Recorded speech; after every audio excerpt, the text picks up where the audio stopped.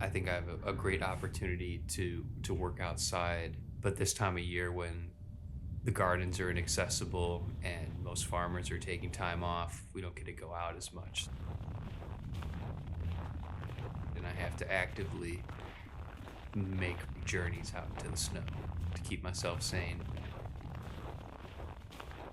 It's very hard to operate a set of binoculars with mittens.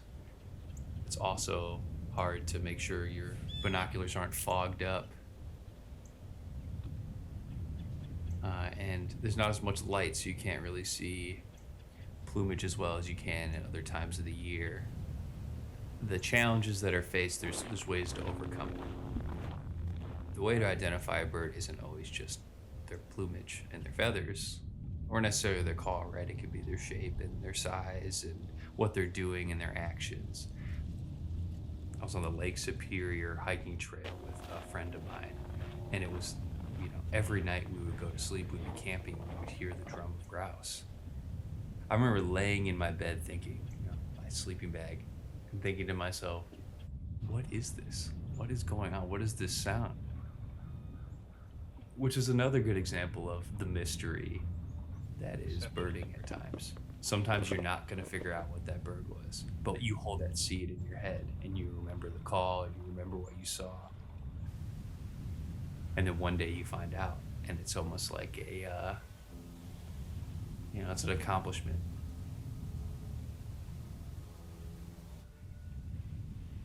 My name is Nick Panicola. My title is Climate Cycle Specialist with the Michigan Healthy Climate Corps. I serve with Seeds, Ecology and Education Centers, and Crosshatch Center for Art and Ecology. I've only been working alongside Crosshatch for under a year now.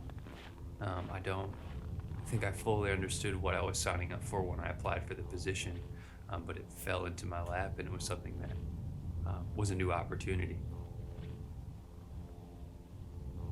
My work with Crosshatch focuses on supporting the food and farming programs that go on.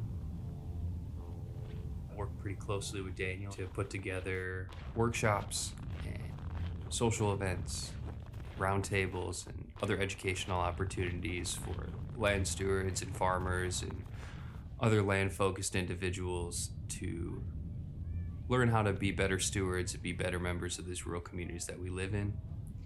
Another aspect of my work is helping facilitate the carbon farming and forestry planning cohort and help them gather and learn together and grow as stewards of this region.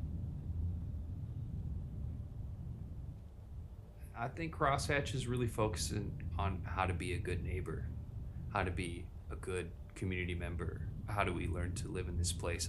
I feel a lot of the work we do is like casting seeds into a field and helping to plant those seeds with people and places that I think have fertile soil.